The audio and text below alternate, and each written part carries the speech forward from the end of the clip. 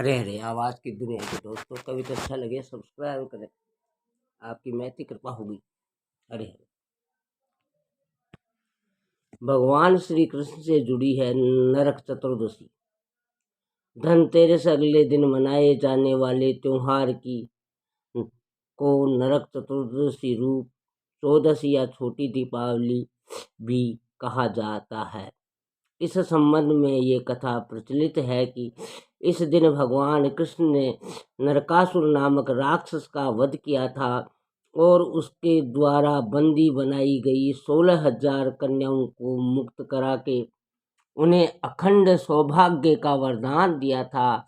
इसके बाद उन कन्याओं ने भगवान की शरण को छोड़कर अपने पिता के घर वापस जाने से इनकार कर दिया। अतः भगवान श्री कृष्ण ने उन सभी कन्याओं को विवाह किया करके उन्हें संरक्षण प्रदान किया। रूप चौदस भी है ये। नरक चतुर्दशी की रूप चौदस भी कहा जाता है। इस संबंध में प्रचलित एक अन्य कथा के अनुसार प्राचीन काल में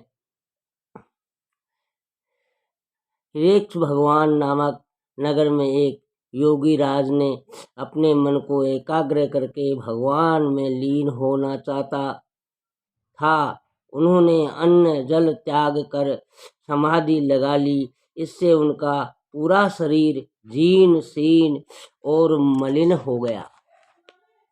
तभी वहां नारद जी पहुंचे। उन्हें देखकर योगी राज ने कहा, हे देव ऋषि, मैं तो भगवान के चिंतन में लीन रहना चाहता था, परंतु मेरी ऐसी दशा क्यों हो गई। तब नारद जी ने कहा कि योगी राज, आप चिंतन करना तो जानते हैं, पर अपने देह आचार के नियमों का पालन करना नहीं जानते। इसी वजह से आपकी ये दशा हुई है। इसके लिए आपकी कार्तिक मास की कृष्ण पक्ष चतुर्दशी को प्रातः काल अच्छी तरह स्नान करके भगवान श्री कृष्ण का ध्यान करना चाहिए। इससे आपका शरीर पहले की तरह स्वच्छ और कोमल हो जाएगा। योगी राज ने नारद मुनि द्वारा बताए गए नियमों का पालन किया तो जल्द ही उनका शरीर पहले की तरह स्वस्थ और सुंदर हो गया।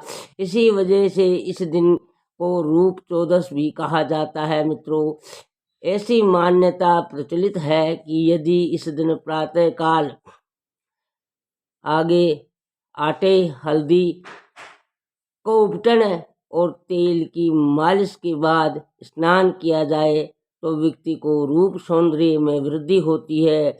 ज्योतिष शास्त्र की दृष्टि से भी नरक चतुर्दशी का विशेष महत्व है।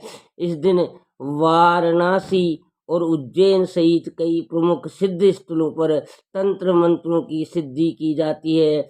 पश्चिम बंगाल सहित कुछ अन्य प्रांतों में इस दिन काली माता की भी पूजा की जाती है। आवाज की दुनिया के दोस्तों, ऐसी मान्यता है कि इससे व्यक्ति की समस्त पापों से मुक्ति मिल जाती है। हरे हरे। तुलना के तराजू पर न तोले, उसे देखो, वह मैथ्स में हमेशा मार्क्स लाता है। स्कूल के स्पोर्ट्स से में राहुल को हर साल गोल्ड मेडल मिलता है। शिवांगी सिंगिंग कंपटीशन में हमेशा फर्स्ट आती है। अपने बच्चों से बहुत ज़्यादा उम्मीदें रखने वाली पेरेंट्स उनके सामने अक्सर ऐसी जुमले उहराते रहते हैं। ऐसी तुलना बच्चों के लिए बहुत नुकसानदेह साबित होती है। लगातार ऐसी बातें सुनकर वह हीन भावना का शिकार हो सकता है।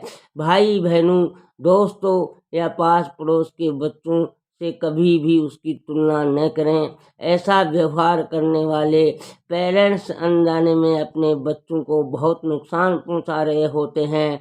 हर बच्चा अपने आप में खास होता है। बस ज़रूरत इतनी है कि पेरेंट्स अपने बच्चे में छिपी खूबियों को पहचान कर उन्हें उभारने की कोशिश करें। अभिभावकों को ये समझाने की कोशिश करनी चाहिए कि पड़ोस में रहने वाले बच्चे के रिजल्ट के आधार पर उनकी पेरेंटिंग की दिशा तय नहीं की जा सकती है। पॉजिटिव पेरेंटिंग टिप्स, अगर आप अपने बच्चे को सही ढंग से अनुशासित करना चाहती हैं तो इन बातों का विशेष रूप से ध्यान रखें। अपने बच्चे के साथ सहज ढंग से बातचीत की आदत विकसित करें। अगर वह आपके सामने कोई मांग रखना चाहता है तो उसे तुरंत डांट कर चुप कराने के बजाय पहले उसकी सारी बातें ध्यान से सुने।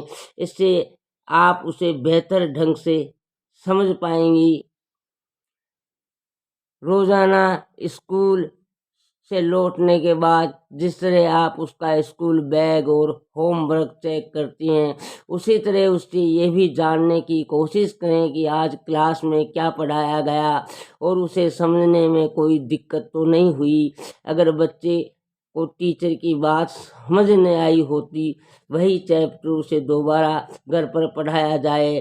कुछ बच्चे होमवर्क पूरा करने के बाद पढ़ना नहीं चाहते, ये बहुत गलत आदत है। होमवर्क के अलावा बच्चों में नियमित रूप से सेल्फ पढ़ाई को भी आदत विकसित करें ताकि उसे स्कूल पढ़ाई गई बातें सही ढंग से याद रहे।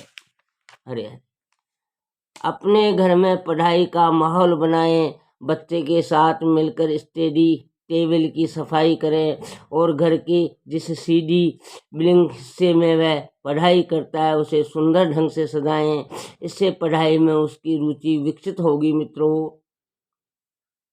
पेरेंट्स टीचर्स मैरिज में आप उसकी क्लास टीचर से जो कुछ भी जानना चाहती हैं उन सवालों को पॉइंट्स के रूप में एक नोटबुक में लिख कर ले जाएं और टीचर द्वारा दिए गए सुझावों पर अमल करें। किसी भी गलती पर जिस तरह आप अपने बच्चे को डांटती हैं, उसी तरह जब वह कोई अच्छा कार्य करे तो उसकी प्रशंसा करना न भूलें। लाइफ चाहे प्रोफेशनल हो या पर्सनल, दोनों ही जगह आपका इम्प्रेशन बेहद खास होना चाहिए। सुंदर व शालीन दिखना सिर्फ स्त्रियों का ही हक नहीं है, आज का पुरुष भी अपनी स्मार्ट पर्सनैलिटी की मेंटेन रखने के लिए बहुत मेहनत करते हैं। हरे हरे।